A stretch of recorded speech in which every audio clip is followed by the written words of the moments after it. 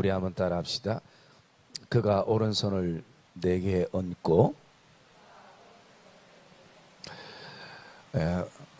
오늘 새벽에 우리가 이 말씀을 묵상한 내용을 잠깐 요약하고 오늘 수요 예배 때는 오늘 말씀처럼 그가 오른손을 내게 얹고라는 말씀을 좀 묵상을 하려고 합니다. 사도 요한이 환상과 계시를 보게 되었고, 특별히 13절에서 16절까지는 예수님의 그 형상을 그가 환상 가운데 보았습니다. 아마 그것을 이 땅에 있는 언어로는 표현이 잘 안 되고 또 다 표현할 수 없었을 것입니다. 사람 같으나 또 사람과 다른 그런 모습의 형체를 보이셨습니다. 그래서 14절에 보면 예수님의 그 머리와 그 머리털의 희기, 여기 희기라는 의미는 고운, 맑은, 그 순백함 이런 의미고, 색깔로 따지면 흰색을 말하고 있습니다. 그래서 사도 요한이 예수님의 머리와 머리털의 그 모든 모습이 흰 양털과 같다라는 것을 말씀하고 있고, 그 다음에 15절에 발에 대해서 다른 단어는 알 것이고 주석 같고라고 할 때에 이 주석이라는 단어는 그 청동 색을 띠고 있는 쇠를 의미를 하고 있습니다. 그리고 예수님이 서 계시는 그 모습은요, 그의 오른손에는 7별이 있고 또 7 촛대 사이로 다니는 모습을 보게 됩니다. 그래서 여기 7별과 7 촛대는 무엇인가? 20절의 말씀에 보면 우리 20절 한번 읽어볼까요? 20절 시작.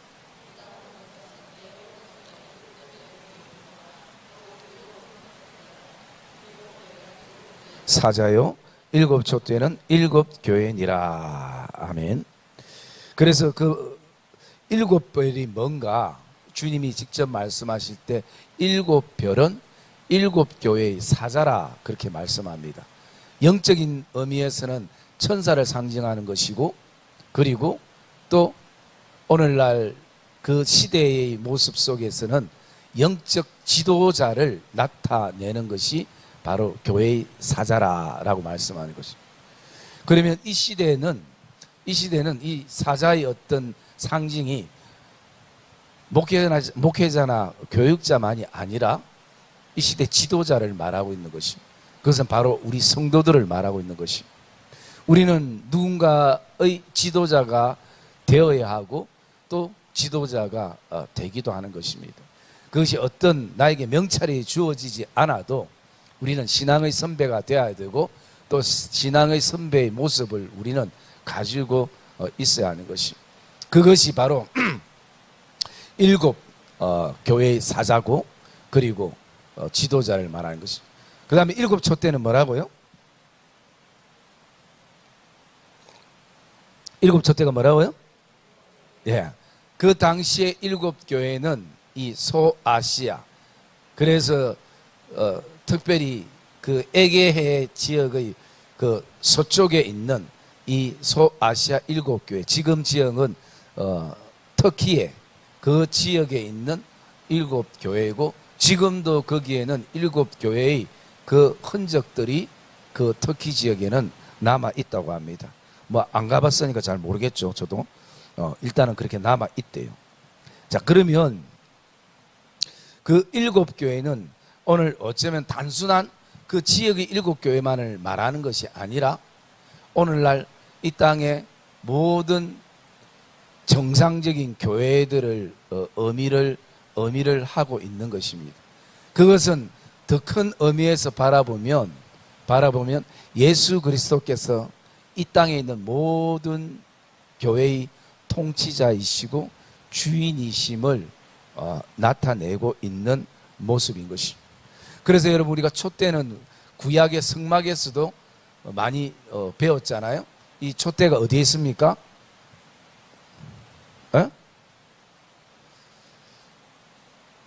아니 아까 밥 많이 먹었잖아요. 얘기해 봐요. 어디? 어디 아니요. 지역이 어디 있어요? 거기. 예, 성소에 있죠, 그죠? 예. 우린 틀려도 되니까 씩씩하게 얘기해요. 나중에 내가 틀렸다고 밴드에 올려줄 테니까. 자, 성소에 있어요, 그죠? 성소에 딱 들어가면 성소에는 떡상이 있고, 그 다음에 금촛대가 있고, 중앙에는 분향단, 향단이 있죠, 그죠?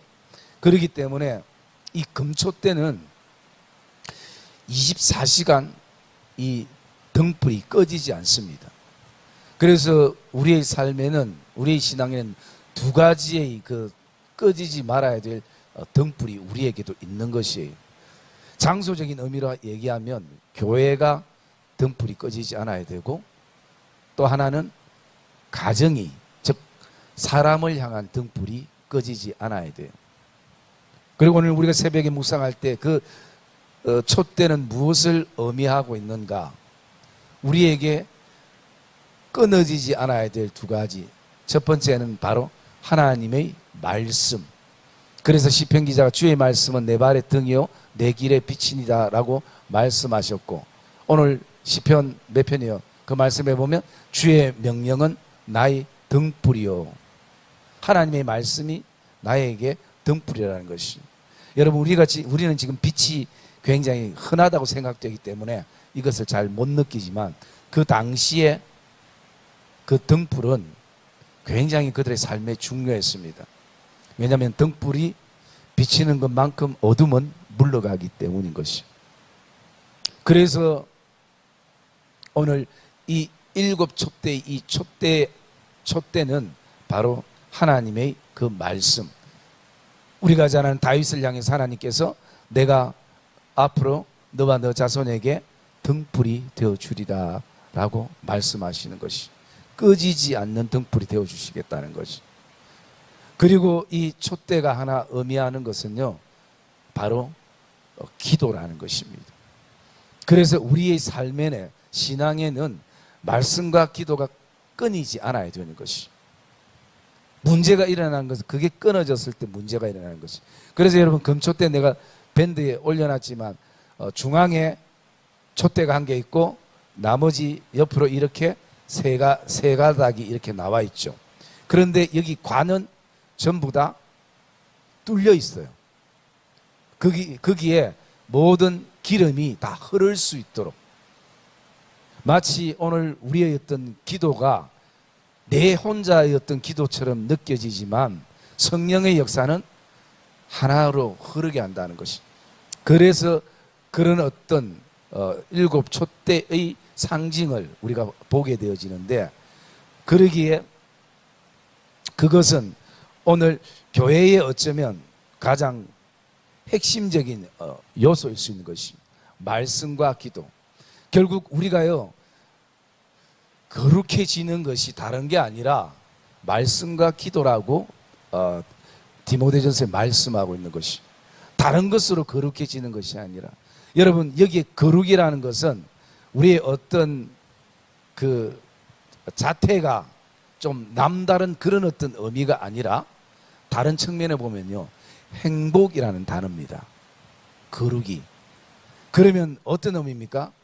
우리가 말씀과 기도가 있으면 행복하다는 것이. 내 신앙 안에 말씀과 기도가 없으면 거룩하지 못하지만, 행복하지 않지만, 우리의 교회 안에, 우리의 신앙 안에, 삶 안에 말씀과 기도가 있으면 행복하다는 것이. 그것을 말씀하고 있는 것입니다. 그러면서 오늘 이 말씀 속에 가장 어쩌면 중요한 것은요, 그 일곱 불이 누구의 손에 있냐면 16절 한번 봅시다. 16절 말씀 시작. 예, 예수 그리스도의 오른손에 일곱 별이 있게 되어지는 것이. 그리고 또 20절 말씀 한번 봅시다. 20절 말씀 시작. 오른손의 일곱 별의 비밀과 또 일곱 금 촛대라. 여러분, 오늘 예수님의 오른손에 일곱 별을 주님이 잡고 있고 일곱 교회를 주님이 잡고 있다는 것이. 그리고 그 앞에 말씀도 어떤 말씀이 주님께서 그 7교회 촛대 사이로 이래 다니시는 것이. 그래서 여러분 오늘 요한이 예수님의 어떤 형상을 본 것도 굉장히 중요하지만 그것보다 더 중요한 것은 오늘 주님이 붙잡고 계시는 7별과 7교회를 향한 주님의 손인 것입니다. 오늘 주의 사자들을 누가 붙잡고 있는가? 오늘 이 땅의 교회들을 누가 붙잡고 있는가? 바로 요한계시록에서는 주님이 붙잡고 계신다는 것입니다. 여러분 특별히 또 오늘 그 17절 말씀 우리 한번 읽어봅시다. 17절 말씀 시작.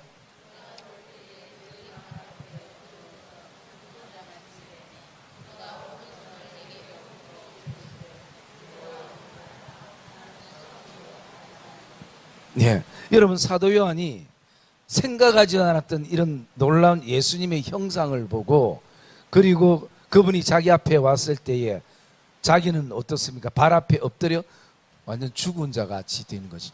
경이로움도 있지만 두려움도 있고 얼마나 많은 감정들이 섞여 있겠습니까? 그래서 그냥 엎드리고 있을 때에 어떻게 주님께서 오셔서 사도 요한의 그 일 향해서 오른손을 얹으시고 말씀하는 게 뭐냐면 두려워하지 말라. 나는 알파와 오메가가 된다라고 말씀하시는 것이. 오늘 두려워하고 있는 요한을 향해서 예수님이 오늘도 손을 얹으셨어요. 여러분 이게 개인적으로 예수님께서 우리에게 손을 얹어서 체험하게 하고 경험하게 하시는 것이라면 오늘 7교회를 붙잡고 있다라는 것은 7교회를 향해서도 주님이 붙잡고 계시는 것이. 여러분 7교회는 또 그 원칙적으로 근본적으로 얘기하면 무엇을 말합니까? 건물이 아니라 뭐예요? 7교회가 교회가 뭐예요? 성도죠. 성도. 여러분이 교회인 거예요. 이 건물은 예배당입니다. 그래서 예배당은 달라질 수 있어요. 바뀔 수 있습니다. 시대에 따라 달라요. 그러나 성도는 동일해야 될 줄 믿습니다. 왜? 우리가 바로 교회인 것이. 그래서 그 지금 성도들을 누가 붙잡고 있는가? 목사가 붙잡고 있는 게 아니라 여러분들이 의지하고 있는 예수 그리스도께서 오늘도 우리 인생을 성도들의 삶을 붙잡고 계신다는 것이. 왜? 누가 손댈까 싶었어. 그래서 두려워하지 말라라고 말씀하는 것이. 여러분 우리는 여기서 두 가지 늘 우리 안에 기도의 제목이 되어야 될 것입니다. 하나님, 내 인생 안에 내 삶 안에 주님이 부르시는 그날까지 주님 주의 그 능력의 오른손이 내게 얹어지는 은혜가 있게 해 주시옵소서. 그리고 우리 교회 공동체 안에 하나님 교회를 제도와 사람이 또 어떤 경륜이 붙잡는 것이 아니라 오직 교회의 주인 되시는 예수 그리스도께서 그 능력의 오른손으로 우리 성도들의 이 아름다운 공동체를 붙잡아 주시옵소서. 여러분 이 기도가 이 시대는 굉장히 중요합니다. 우리가 피부로 못 느껴서 그렇지 너무나 중요한 기도예요.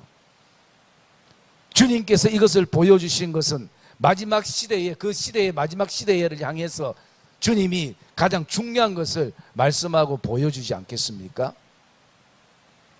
마지막 시대에 제일 중요한 것은 뭐냐면 바로 교회인 것이, 성도인 것이, 그것을 주님께서 오늘 보여주시는 것이. 오늘 그래서 저는 같이 좀 묵상하고 싶은 것은요, 여러분 주님의 그 오른손이 어떤 손인가를 알아야 우리가 그것을 구하기도 하고 그것을 경험하기도 하고 그것을 소망하기도 할 수 있지 않겠습니까?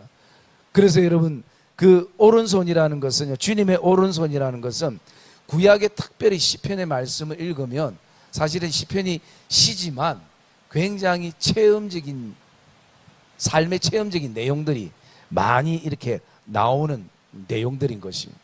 여러분 보통 이 구약 시대의 이 오른편 오른쪽 이것은 무엇을 나타내냐면 능력과 권능을 상징하는 것이에요. 그리고 또 다른 측면을 얘기하면 내 편을 말하는 것입니다. 내 편. 오늘 내 편이 되어주는, 또 다른 측면에서는 군대를 말하는 것이. 여러분, 심지어 유대인들의 그 사고 속에는요, 그 새들이 왼쪽에 나르는 것 말고 오른쪽으로 나르는 것을 자기들이 보면요, 자기들은 그게 길조라고 생각할 만큼 사상이 오른쪽에 대한 아주 강한 마음이 그들 안에 있습니다. 우리가 뭐 그 정도의 어떤 강박관은 안 가져도 되겠지만, 그래도 성경에 기록될 때 하나님의 오른손은 그분의 능력과 하나님의 군대와 권능과 내 편을 상징한다. 누구의 편에 손을 들어주는가? 또 오른손은 하나님의 정의, 하나님의 공의를 나타내기도 하는 것입니다. 그러면 오늘 우리가 이 손이라는 것, 그죠? 손이라는 것은, 이것이 손으로 참 많은 것들이 우리가 표현이 되어지는 것이에요. 여러분, 기쁘고 즐거울 때는 우리가 뭘 합니까? 아까 찬양할 때 뭐 했죠? 손뼉을 치기도 하죠. 또 여러분들이 뭐 게임하다 이기면 뭐 어떻게 합니까? 즐거워가지고 두 손 들고 만세! 안 불러요? 참 삭막하게 사네. 응? 만세도 한번 못 불러보고 인생을 살아갑니까? 그 다음에 또 어떻게 해요? 손으로는 잘못했을 때는 또 우리가 빌죠. 손으로는. 여러분, 손이 굉장히 표현을 많이 합니다. 그리고 또 우리가 어떨 때요? 항복할 때도 힘없이 두 손을 드는 것이에요. 그리고 또 우리가 축복할 때도, 자녀들을 향해서 축복할 때도 우리가 어떻게 해요? 두 손을 들고 축복하며 기도하는 것이. 여러분, 그래서 목사들이 축도할 때에 그냥 막 이 두 손 드는 게 폼 잡으려는 것이 아니라 성경에 근거한 것이에요.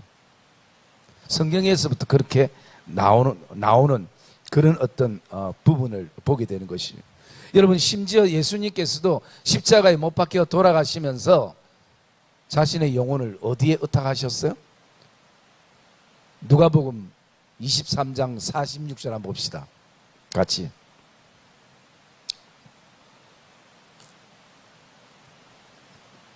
누가복음 23장 46절.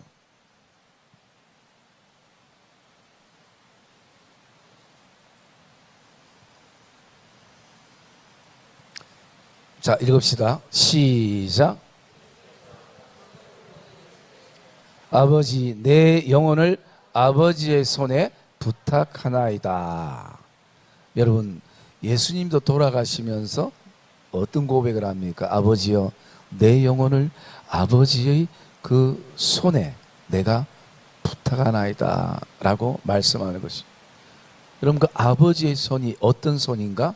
주님은 알고 계시는 것이. 여러분, 성경에 여러분들이 한번 그 내용들을 찾아보면요, 굉장히 손으로 일으키는 역사들이 굉장히 많이 있습니다. 이 시간 다 일일이 이렇게 찾지 못할 뿐이죠. 그래서 여러분, 또 이 손이라는 것은 굉장히 중요한 것 한 가지가 뭐냐면요, 계약, 언약이라는 의미가 있습니다. 여러분, 우리가 일반적으로 사람들이 그 악수를 하잖아요. 그리고 보면 항상 뭔가 딱 대통령들끼리도 뭔가 이렇게 딱 서로 체결을 한 다음에 서로 바꾼 다음에 항상 거기에는 악수를 해요. 물론 이게 인사이기도 하지만 내가 누군가를 향해서 악수를 한다는 것은 당신하고 내하고는 이제는 계약의 관계요, 언약의 관계라는 그것을 상징을 하고 있다는 것이. 여러분, 주님께서 왜 교회와 성도들을 붙잡고 계시는가? 언약의 관계이기 때문인 것이.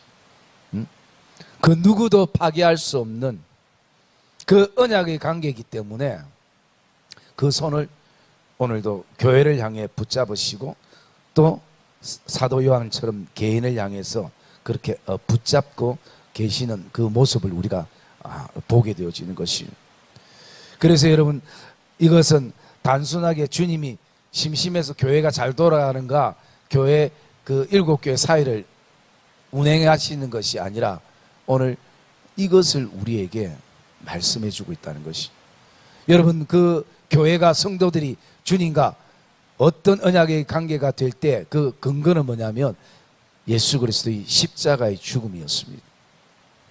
그것을 통해서 이제는 그분의 하나님의 언약이 이제 성취된 것을 말씀하고 있는 것이, 그러기에 여러분 오늘도 주님이 오른손을 나에게 얹으시고 교회를 붙잡으시고, 이것은 정말 우리는 감격스럽고 기쁘고 감사가 되기를 주의 이름으로 축복합니다. 여러분 그래서 이 요한계시록이 마지막 때 우리에게 두려움을 주고 무서움을 주고 떨림을 주는 내용이 아니라, 그 말씀을 우리가 묵상하면요, 어쩌면 반대로 교회가 힘을 얻고요, 성도들이 힘을 낼 수 있고 마지막 시대일수록 더욱 말씀과 기도로 무장하는 그런 어떤 권면의 말씀인 것을 우리가 느끼게 되고 알게 되어지는 것이, 그러기에 이 구약에는 특별히 굉장히 많이 있는데 우리 한번 시편 18편 35절 말씀 우리 한번 봅시다.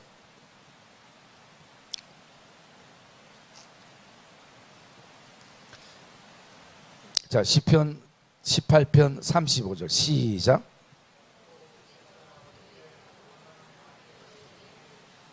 주의 오른손이 나를 붙들고 주의 온유함이 나를 크게 하셨나이다.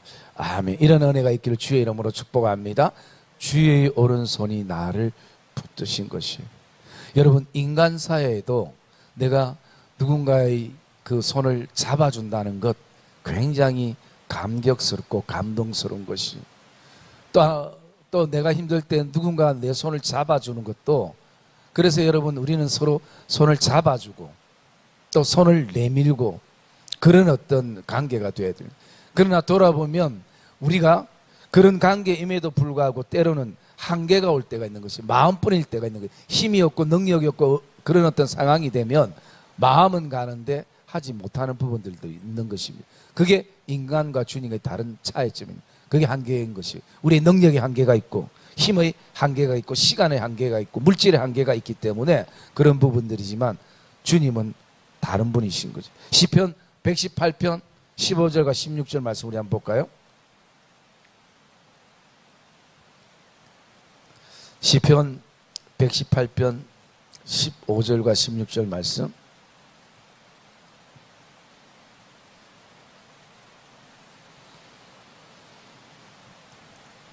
같이 읽읍시다.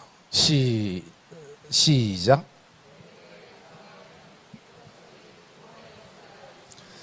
여호와의 오른손이 권능을 베푸시며, 16절 시작.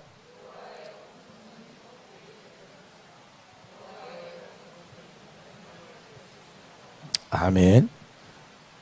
여러분 그래서 시편 말씀 쭉 읽다 보면요, 여호와의 오른손이 굉장히 많이 나옵니다.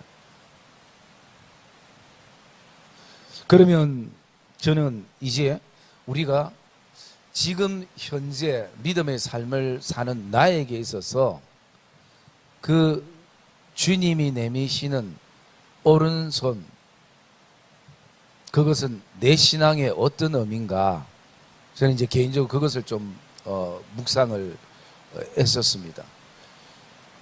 그래서 주님이 나에게 얹으시고 내미는 오른손이 무엇을 의미하고 상징하는가, 저는 이제 4가지를 묵상했는데요.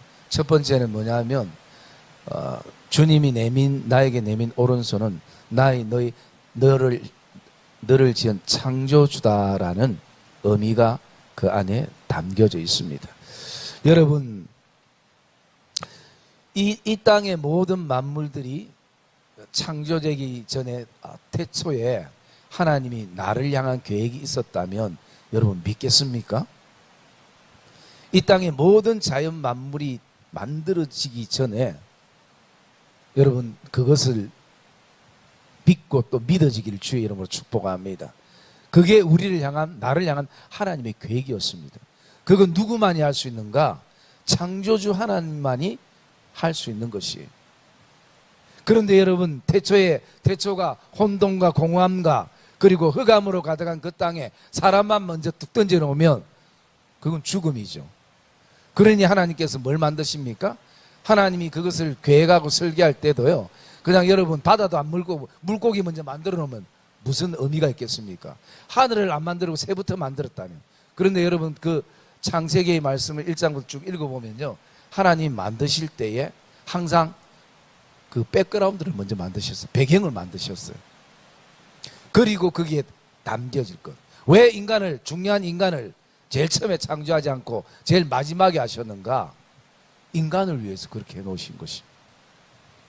모든 자연 만물을 완성케 하시고 보시기에 심히 퍼펙트하다. 이 정도면 내가 사랑하는 내 형상을, 이미지를 따라 사람을 만들어 놓으면 살게 하면 되겠다. 여러분, 주님은 그렇게 세밀하신 분이시. 하나님은 그렇게 우리를 향한 계획을 가지고 계신 분인 것이. 여러분, 성경은 우리를 향해서 말하고 있습니다. 이 땅이 창조되기 전에 이사야서의 말씀처럼 야곱을 향해서도 내가 너를 지었고 내가 너를 지명하여 불렀고, 이미 하나님의 계획 속에, 우리가 계획한 것이 아니라 하나님의 계획 속에 우리가 놓여져 있다는 것이.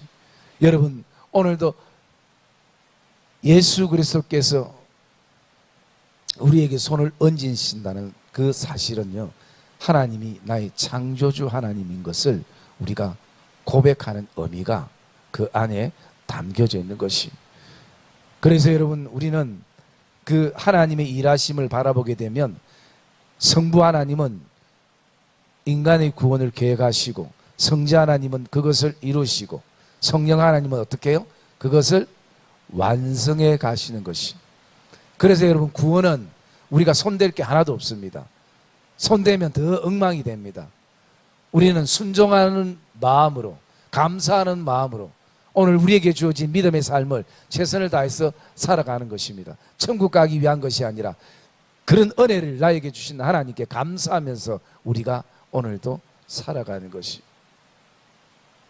그래서 여러분, 우리가 창조주 하나님인 것을 알게 돼요. 두 번째는요, 예수님이 우리에게 손을 얹는다는 것, 이 교회 공동체 안에 손을 얹는다는 것은 예수님이 우리의 보호자가 되신다는 것이. 하나님이 우리의 보호자가 되신 것. 여러분, 자녀들에게는 보호자가 굉장히 중요합니다. 오늘 우리의 영적인 어떤 삶 안에도요, 우리에게는 보호자가 필요한 것이고, 그 보호자가 바로 하나님이신 것이. 교회의 보호자가 바로 예수 그리스도인 것이. 그래서 여러분, 우리를 언제까지 보호하십니까? 보호하시는 것이, 제가 좀 세상 표현을 할게요. 좀 기억하라고. 뒤질 때까지. 죽을 때까지. 여러분, 그 말씀이 성경에 있습니다. 시편 118편인가요? 아니다. 48편 한번 봅시다. 시편 48편 14절 말씀.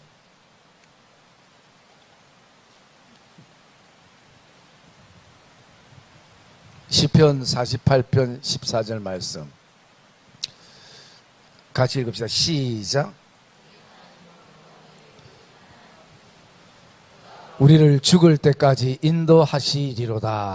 아멘.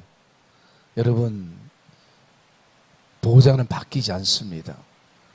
이 하나님은 영원히 우리의 하나님이신 것이에요.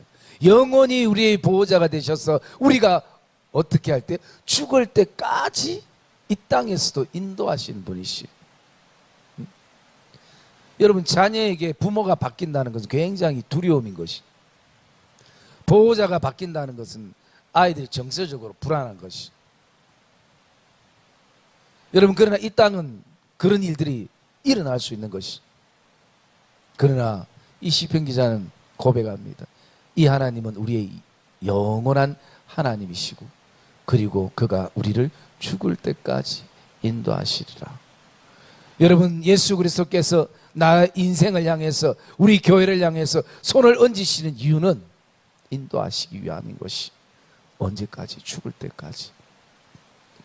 그래서 여러분, 우리는 이 말씀을 읽을 때, 요한계시록을 읽을 때마다 예수님은 하나님은 우리의 보호자가 되시는구나 라는 것을 우리가 고백할 수 있어요. 그래서 세 번째 제가 묵상했던 것 가운데 하나는 손을 얹으시는 이유는 뭐냐면 주님이 내 삶의 주인 되시기 때문인 것이.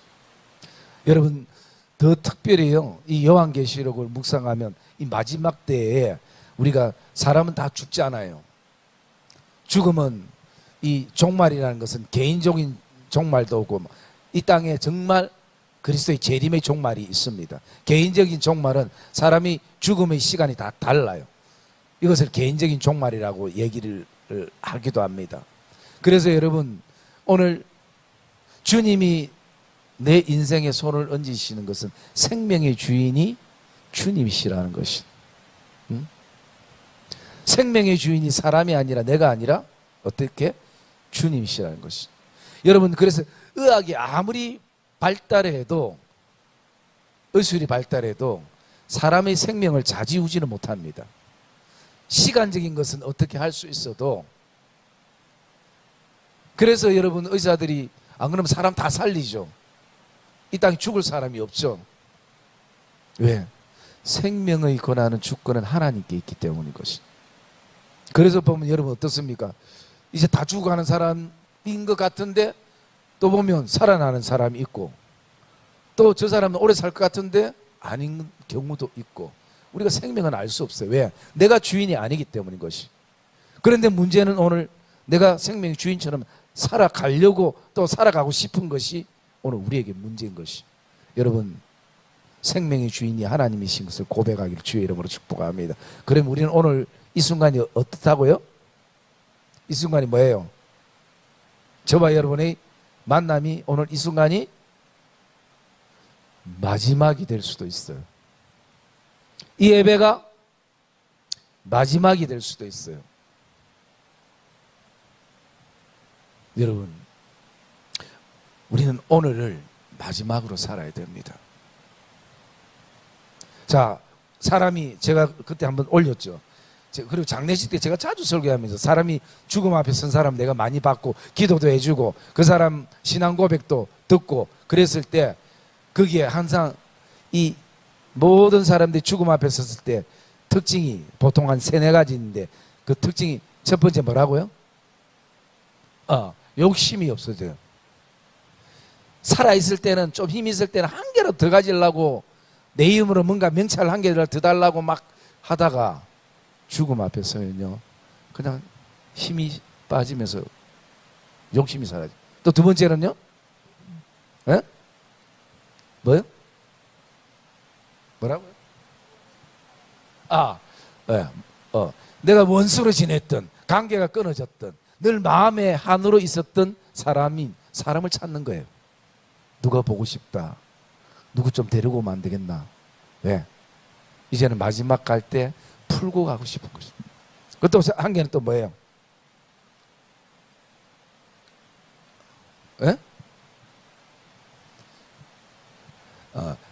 맞아. 자기를 더 이상 꾸미지 않아요. 더 이상 내가 가면 쓸 필요 없어요. 정직해진다는 거예요. 좀 힘있고 할 때는 좀 어쨌든 나도 원하든 원치 않든 가면을 쓰게 되는데 죽음에 직면하게 되면요 쓰던 가면도 이제 땀나서 다 벗어버려요. 사람이 정직해진다. 이게 뭐냐면 하나님이 재성이 사라진 처음에 만든 이 창조대로 돌아가는 것이에요.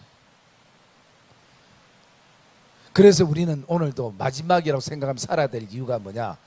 이게 도전이 돼야 된다는 것이죠. 저도 그렇고 여러분도 그렇고 도전이 돼야 된다는 거죠. 여러분 인생의 주인은 내가 아닙니다. 하나님이신 것이. 여러분 오늘도 그렇기에 하나님께서 우리를 붙잡아 주시는 것이.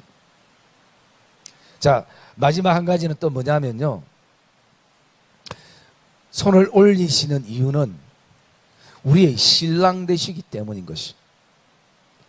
우리는 주의 순결한 신부가 되기 때문인 것이. 그런데 제가 이 얘기를 차마 풀어서 할 수가 없어요. 왜냐하면 뭐 저나 여러분들이 다 신랑에 대한 이미지가 안 좋기 때문에 별로 뭐 이좀 뭐 이미지가 좀 좋아야 그러면 아 맞다 우리 신랑이 그렇게 이래야 되는데 뭐 저분도 별로 뭐 이미지가 별로 안 좋으니까 언급을 별로 제가 하고 싶은 마음이 없어요. 그래도 우리는 주님이 우리의 신랑이십니다. 여러분 뭐 육신적인 신랑은 조금 시원찮아도 여러분 영적인 신랑 주님 되시는 분은 오늘 우리의 신랑 되시는 주님이시요. 그러면 그 신랑은 우리에게 뭡니까? 힘이 되는 거죠 사실. 여러분 지금은 여러분들이 세대가 좀 많이 나아지고 여러분들도 뭐 똑똑해지고 또 사회적으로 남녀 평등이 좀 많이 사라지고 했기 때문에 여러분들이 피곤하고 힘들지만 일투도 가고 뭐도 하고 하지만요. 구약 시대에는 또 신약 시대에는 여자분들은 자기가 벌 수가 없어요. 남자의 힘을 먹고 사는 것이 아내였어요. 그렇기 때문에 제가 지금 뭐 남녀 어떤 그것을 가르는 게 아니라 그 의미는 오늘도 신랑이 나에게 신랑 되신 주님이 나에게 힘이 되신다는 것이. 응? 여러분 육신적인 신랑은 좀 애를 먹여도 영적인 신랑을 늘 기대하며 살기를 주의 이름으로 축복합니다. 그리고 육신적인 신랑도 얼마 못 살기 때문에 여러분들이 최선을 다해서 잘해주세요. 알겠습니까? 아니 저 피아노 치는 사람 대답 안 하네. 예, 여러분 주님은 우리의 신랑 되신다는 것이요. 신랑은 힘이 되는 것이요. 여러분 시편 27편 우리 1절부터 3절까지 우리 고백을 한번 볼까요? 시편 27편 여호와가 뭐가 되시는가? 우리 다윗의 고백이죠. 우리 한번 봅시다. 시편 27편 시작.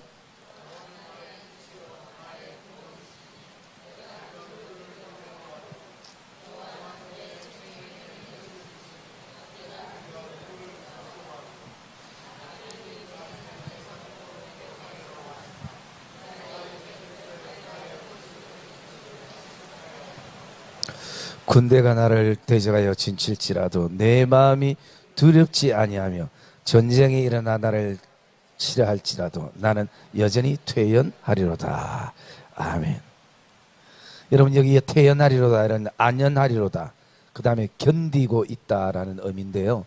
여러분 다윗이 구약시대에 하나님을 자신의 신랑처럼 생각했던 이유 가운데 가장 큰 게 뭐냐면요, 여호와께서 항상 자기를 보호해 주시고 지키신다는 것이.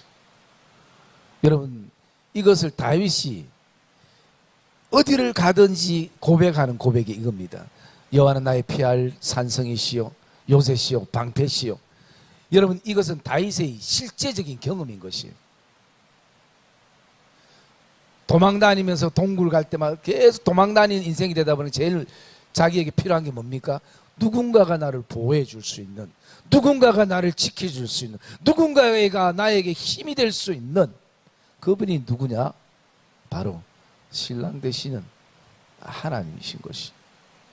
그래서 다윗은 늘 이 고백 속에 그가 살아가는 것이. 여러분 양칠 때도 마찬가지입니다. 자기 양을 직접 쳐보니까 목자의 중요성을 알거든요.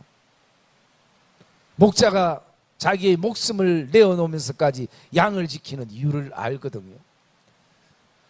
자신에게 있어서 하나님은 그런 하나님인 것을 다윗은 발견하고 고백하고 찬양으로 시로 그렇게 노래하고 나가는 것입니다. 사랑의 믿음의 성도님들, 여러분들이 또 저도 마찬가지고 이 요한계시록을 읽을 때마다 저와 여러분들 안에 마음에 품어야 될 게 있다면, 나의 예수님은 어떤 분인가? 나의 하나님은 어떤 분인가? 바로 창조주 되시고 나의 보호자가 되시고 또 나의 주인이 되시고 나의 신랑이 되시는. 그래서 여러분 오늘도 주님이 우리 교회를 붙잡고 있고 성도들을 붙잡고 있고 또 지도자들을 붙잡고 있다라는 이 사실을 저와 여러분이 기억하기를 주의 이름으로 축복합니다. 그래서 여러분, 결코 교회는 머리 되시는 예수 그리스도로 계시기 때문에 저와 여러분의 삶이 사단의 그 공격에서부터도 우리가 보호함을 받고 지킴을 가지는 것입니다. 여러분, 요한계시록은 두려운 책이 아니라 감사의 책인 것입니다. 요한계시록은 오늘도 저와 여러분들이 이 말씀을 읽을 때마다 힘을 얻고 우리가 믿음의 옷깃을 여미며 나가는 성도들의 삶이 되시기를 주의 이름으로 축복합니다.